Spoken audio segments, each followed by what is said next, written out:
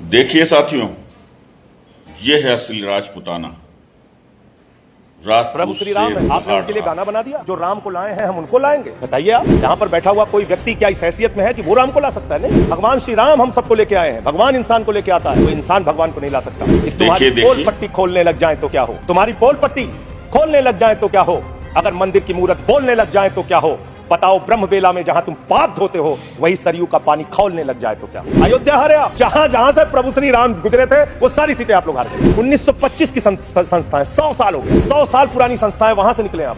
100 साल हो गया लेकिन दिमाग अभी भी बच्चों का, अभी बच्चों की तरह खेल रहे हैं। भ्रष्टाचारी को नहीं छोड़ूंगा, ये मोदी की गारंटी है। सारे भ्रष्टाचारियों को बीजेपी में शामिल करूंगा, ये प्रधानमंत्री की गारंटी, ये गारंटी है आपकी।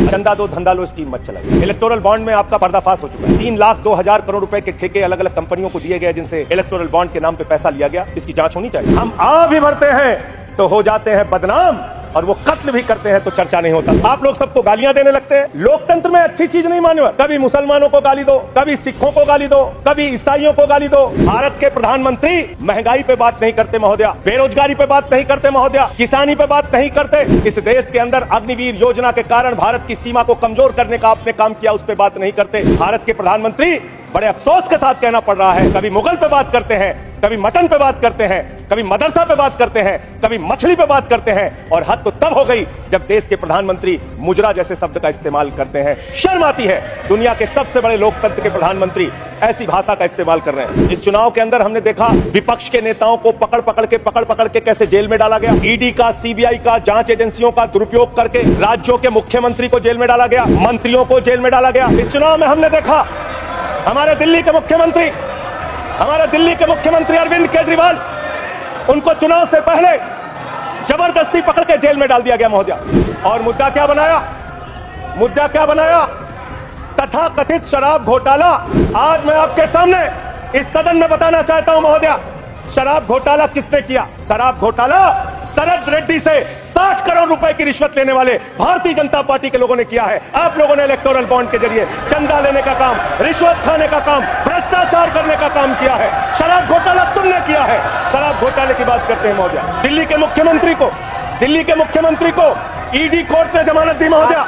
ईडी कोर्ट ने कहा अरविंद केजरीवाल निर्दोष है महोदया। ये रिश्वतखोर लोग हैं, ये रिश्वतखोर है, ये बेईमान है, ये भ्रष्टाचारी है महोदया, ये भ्रष्टाचारी है।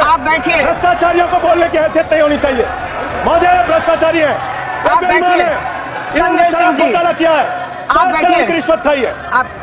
मेरी इन लोगों से सहानुभूति है। सुनिए। मैं सहानुभूति रखता हूँ इन लोगों से। सुनिए, कृपया सुनिए। रिश्वतखोर लोग हैं सर महोदया, ये बेईमान लोग हैं, ये बेईमान है, ये भ्रष्टाचारी है महोदया, ये रिश्वतखोर है, ये डाकू गब्बर सिंह है, ये डाकू गब्बर सिंह है महोदया, डाकू गब्बर सिंह। आप अभी बैठिए। सोचते हैं कि आप अरविंद केजरीवाल को जेल में डाल के, सिसोदिया को जेल में डाल के, सत्येंद्र जैन को जेल में डाल के, संजय सिंह को जेल में डाल के हमारी पार्टी को खत्म कर देंगे। ये होने वाला नहीं है, ये कतई होने वाला नहीं है, याद रखना। इस शरीर के 100 टुकड़े भी कर देंगे आप तो आपके सामने झुकने वाले नहीं है। आपसे लड़ेंगे और जीतेंगे। आप डालिए उत्पीड़न, कीजिए जितना करना चाहते हैं आप कीजिए उत्पीड़न। 6 महीने जेल में रखा आपने सोचा आपके सामने नतमस्तक हो जाएंगे। इस मां भारती ने बहुत सारे बेटे ऐसे पैदा किए हैं जो आपके सामने कभी सर नहीं झुकाएंगे, आपसे लड़ने के लिए तैयार रहेंगे। याद रखिएगा, मैं सिर्फ इतना कहना चाहता हूं, दुर्भावना की राजनीति बंद कीजिए। अगर आपको भारत के लोकतंत्र को मजबूत बनाना है, भारत के संविधान को मजबूत बनाना है, तो सत्ता पक्ष का भी महत्व है, प्रतिपक्ष का भी महत्व है।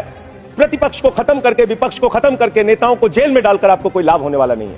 और पता नहीं कौन आपको सलाह देता है, किस गलतफहमी में आप लोग रहते हैं।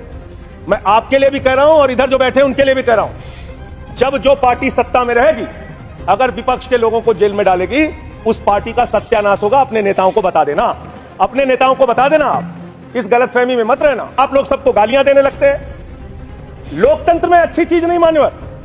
कभी मुसलमानों को गाली दो, कभी सिखों को गाली दो, कभी ईसाइयों को गाली दो। अहंकार छोड़ दीजिए, ये सबसे बड़ी बीमारी आप लोगों को लग गई है। सबका मजाक उड़ाना, सबको गालीबाजी करना, ये सब छोड़ दीजिए। इससे आपका कोई फायदा होने वाला नहीं है, इससे कोई फायदा नहीं होने वाला है।